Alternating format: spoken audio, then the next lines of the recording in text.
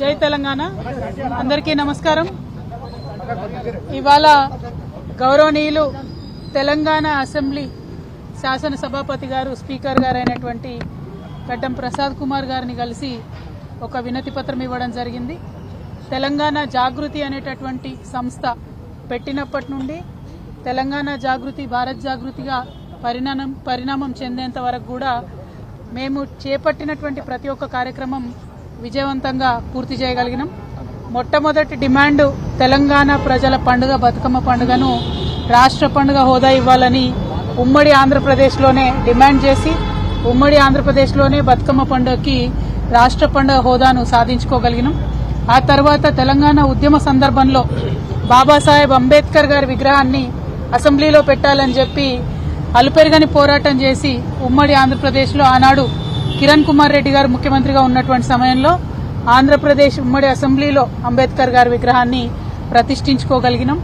అట్లానే నిన్నగాక మొన్న కేంద్రంలో ఉన్నటువంటి భారతీయ జనతా పార్టీ ప్రభుత్వం మీద యుద్ధం చేసి మరి మహిళా బిల్లు యొక్క ఆవశ్యకతను ఢిల్లీ స్థావరంగా ఉద్యమం చేసి యావత్ భారతదేశంలో మళ్లీ ఒకసారి చర్చకు తీసుకొచ్చి తద్వారా మహిళా బిల్లును సాధించుకోవడంలో భారత్ జాగృతి పాత్ర గణనీయంగా ఉందనేటటువంటి అంశాలను ప్రజలందరికీ మరొకసారి ధ్యానంలోకి తీసుకొస్తూ గుర్తు చేస్తూ మరి ఇవాళ భారతదేశంలో ఉన్నటువంటి రాజకీయ పరిస్థితులు, ఇవాళ భారతదేశంలో జరుగుతున్నటువంటి చర్చ, ఇవన్నిటి సందర్భంలో భారతదేశంలో అత్యధిక జనాభా కలిగినటువంటి బలహీన వర్గాల సమూహానికి తగిన రాజకీయ ప్రాతినిధ్యం రావాలనేటువంటి చర్చ సర్వత్రా కొనసాగుతున్నది. ఇక్కడ ఇప్పుడు తెలంగాణ ఎన్నికల సందర్భంలో కూడా ఇప్పుడు అధికారంలోకి వచ్చినటువంటి కాంగ్రెస్ పార్టీ కూడా 42% మేము లోకల్ బాడీస్ లో కూడా బీసీలకు ప్రాధాన్యం ఇస్తామని చెప్పడం జరిగింది. Congress party Bharatiya Janata party national లెవెల్లో కూడా బీసీల జనగణన చేస్తామని చెప్పడం జరిగింది.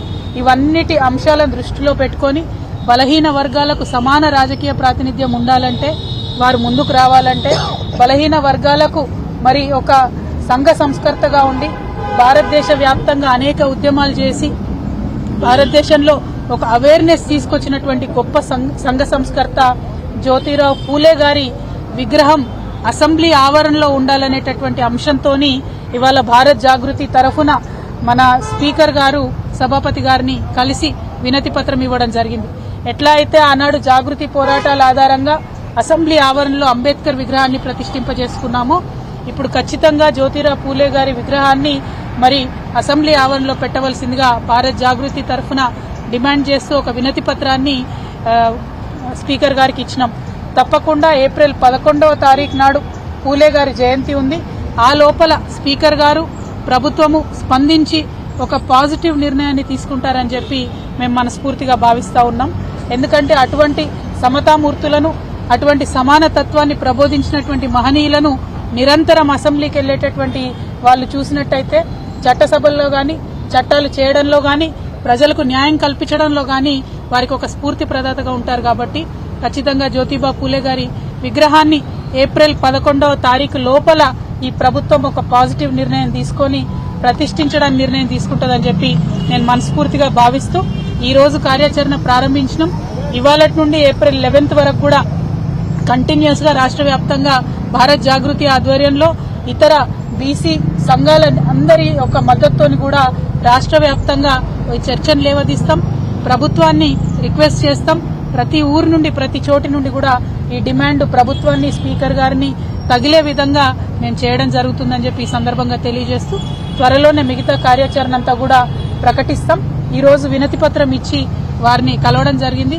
స్పీకర్ గారు కొద్దిగా ఆరోగ్యం కూడా బాగాలేకపోతే పరామర్శించడం కూడా జరిగింది. వారు త్వరగా కోలుకోవాలని, మరి జ్యోతిబా పూలే గారి విగ్రహం అసెంబ్లీలో నెలకొల్పడం మీద పాజిటివ్ నిర్ణయం వారు త్వరగా తీసుకోవాలని చెప్పి కోరుకుంటా ఉన్నాను. Thank you. జై తెలంగాణ. భారతీయ జనతా పార్టీ ప్రభుత్వం మీద యుద్ధం చేసి మరి